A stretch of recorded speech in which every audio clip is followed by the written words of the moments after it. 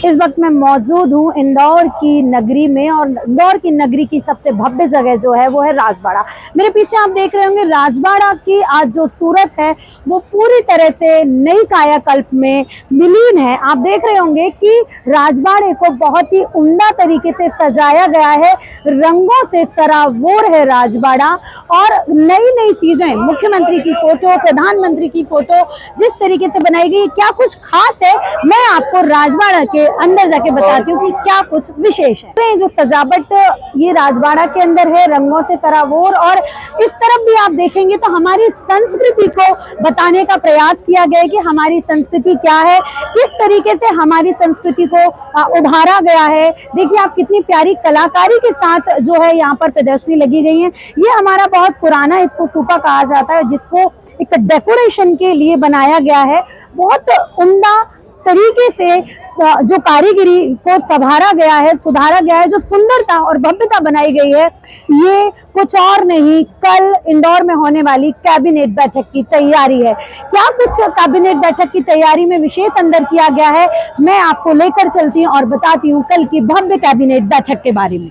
राजबाड़ा के अंदर आप जो तैयारियां देख रहे हैं, ये तैयारियां कुछ और नहीं, कल इंदौर में होने वाली मोहन सरकार की कैबिनेट की बैठक। इस कैबिनेट बैठक को बहुत महत्वपूर्ण बनाया जा रहा है। मैं बता दूं कि कुछ समय से मोहन सरकार कैबिनेट बैठक को अलग अलग तरीके से प्रमोट कर रही है, पर्यटक स्थल पे कर रही है। इससे पहले दमोह, जबलपुर और महेश्वर में भी कैबिनेट बैठक की गई है। इससे सरकार जो है अपने कार्यों को, अपनी योजनाओं को तो दर्शाने की बात करती है, साथ ही हमारे पर्यटक और संस्कृति को भी आगे बढ़ाने की बात करती है। इन कैबिनेट्स के जरिए क्या कुछ खास है, किस तरीके से कैबिनेट बैठक और कहां कहां होगी, ये सिर्फ तैयारियां हैं। मैं बताती हूं कि कई मुख्य फैसले मोहन सरकार कहां से लेगी। तैयारियों की यदि मैं बात करूं तो आप देखेंगे रंग बिरंगे और पोस्टर्स को जितने खूबसूरती से यहाँ पर संवारा गया है, सुधारा गया है। आप देखेंगे कि जो मोहन सरकार की योजनाओं के बारे में इस पेंटिंग में बताया गया, और इस पेंटिंग की यदि मैं बात करूं तो अहिल्या माई के समय पर किस तरीके से यहाँ पर जो है फैसले लिए जाते थे, किस तरीके से सभाएं लगती थी, किस तरीके से रैली निकलती थी, उस तरीके से यहाँ पर उन चीज़ों को पेंट के जरिए, एक फ्लेक्स के जरिए उभारा गया है। बताने की कोशिश की गई है कि किस समय यहाँ पर क्या होता था। मैं आपको बता दूं कि इस समय इधर पर भी कई सारी चीज़ों के बारे में बताया गया है।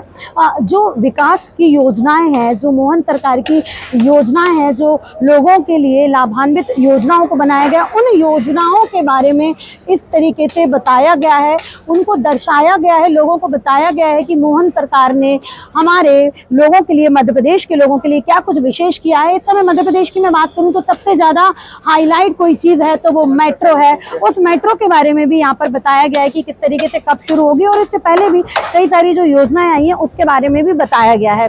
और क्या कुछ विशेष आपको मैं बता दूं, ऊपर अगर आप देखेंगे तो नई चीज़ों को किस तरीके से भव्यता से दर्शाया गया है, और जो सफ़ेद कलर के साथ जो रंगों का उभार है वो अलग है। सामने अगर मैं बात करूँ हमारे सहयोगों को मैं बताऊंगी कि वहाँ पर एक लाइब्रेरी है जिसमें बताया गया है, एक प्रदर्शनी है कि किस तरीके से उस समय शासन किया जाता था, किस तरीके से वो लोग डिसीजंस लेते थे, और कौन कौन इस जगह के वंशज थे, किन उन सारी चीज़ों की उनकी कैबिनेट की बैठक में जो प्रदर्शनी लगाई गई है वो प्रदर्शनी के बारे में बताऊंगी।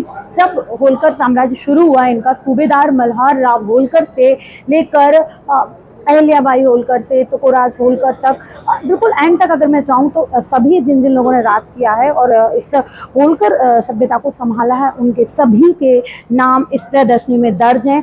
किसका कितने समय का कार्यकाल था और किसने क्या क्या किया, उनका उल्लेख इन प्रदर्शनियों में दिया गया है। जो लोग आएंगे वो देखेंगे यहाँ की भव्यता और सुंदरता, कि हमारा इतिहास कितना भव्य और सुंदर था।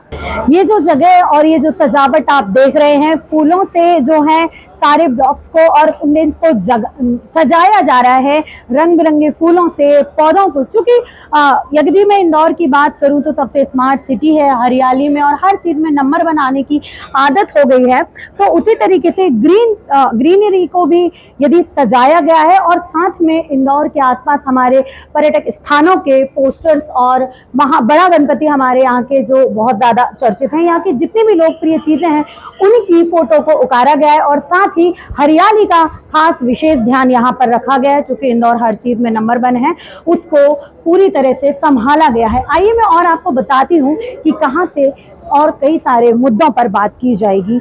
आपको मैं बता दूं कि देखिए आप, ये जो सजावट हो रही है, ये जो तैयारियां हो रही हैं कल की कैबिनेट बैठक को लेकर हो रही हैं, और जिस तरीके से इस जगह को सजाया गया है, अहिल्याबाई होलकर अपने समय में यहाँ बैठकर कई बड़े बड़े निर्णय लिया करती थी, अपनी प्रजा के लिए अच्छे सारे निर्णय, उनके जो भी प्रॉब्लम्स थे, उनकी जो समस्याएं थी, उनके बारे में बताई जाया करती थी, उनके लिए डिसीजन लिया करती थी।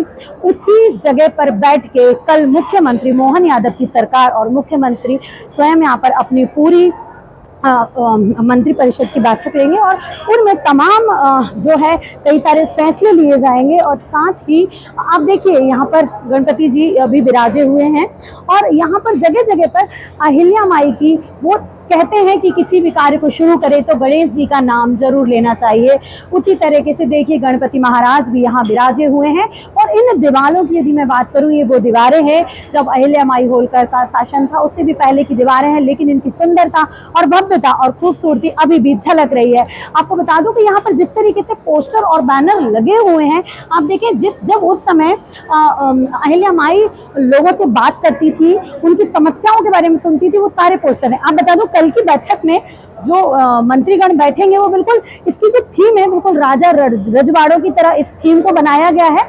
जिस तरीके से देखिए वो कुर्सी पर कोई बैठे हुए हैं, लेकिन इस तरीके की कुर्सियां रहेंगी जिस पर मंत्री लोग बैठेंगे और बिल्कुल यहाँ का जो माहौल होगा वो कल एक राजा रजवाड़ों के समय से कुछ कम नहीं होगा। बिल्कुल सजावट उसी तरीके से। यदि मैं बात करूँ तो उस समय झूमरों का बहुत चलन था, तो झूमरों पर भी विशेष कार्य किया गया है और उस पर भी वो आकृतियां दर्शाई गई हैं जो उस समय जिस तरीके की रैली या फिर सभाएं होती थी, लोग अपनी समस्याओं को लेकर यहाँ आते थे, वो सारी चीज़ों को यहाँ बताया गया है। यदि मैं पेंटिंग्स की बात करूँ, शिक्षा की बात करूँ, तो उस तरीके की मूर्तियाँ भी अहिल्याबाई की यहाँ पर लगाई गई हैं और ये बताया गया है कि उस समय अहिल्या माई किस तरीके से अपना कार्य करती थी, लोगों को शिक्षा देती थी, ज्ञान देती थी, समस्याओं को हल करती थी। कहते हैं अहिल्या माई के घर में यदि कोई आता था तो वो खाली हाथ नहीं जाता था। वैसे ही कई प्रतिकृति यहाँ पर बनाई गई हैं कि उनके द्वारे कोई भी आया है तो वो कभी भी खाली हाथ नहीं गया है। ऐसी तमाम फोटोज जो हैं और जो उस समय की चीज़ों को बताने की, दर्शाने की कोशिश की गई है। बता दूं कि लोकतंत्र से राजतंत्र तक की सारे फैसले कल यहाँ पर लिए जाएंगे। कई अपनी योजनाओं के बारे में और आने वाले भविष्य के बारे में, मध्य प्रदेश के आने वाले भविष्य के बारे में भी, तैयारियों के बारे में कल मोहन सरकार बड़े फैसले। कैबिनेट की बैठक में कल इंदौर के राजबाड़ा में जो बैठक होने वाली है वो विकास की दृष्टि से तो बड़ी है ही, लोगों उनके लिए फैसले लेने की दृष्टि से तो बड़ी है ही। मैं आपको बता दूं ये एक वजह और से भी बड़ी है कि ये हमारी संस्कृति को समेटे हुए है, हमारी संस्कृति को और सामने ला रही है। ये राजबाड़ा है और राजबाड़ा के प्रमुख वंशकों के फोटो यहाँ पर लगे हुए हैं जिन्होंने अपने सही तरीके से निर्णयों से लोगों को, जनता को हमेशा परिपूर्ण रखा है। अपने योगदान से भारत के इतिहास में एक अहम भव्य छाप छोड़ी है। इसी भव्यता के साथ कल मोहन यादव इस पावन धरा, इस पावन नगरी और इस पावन मिट्टी पर बैठकर कल काफी मध्य प्रदेश के लिए अहम फैसले लेंगे। देखते हैं कल कुछ क्या नया होता है।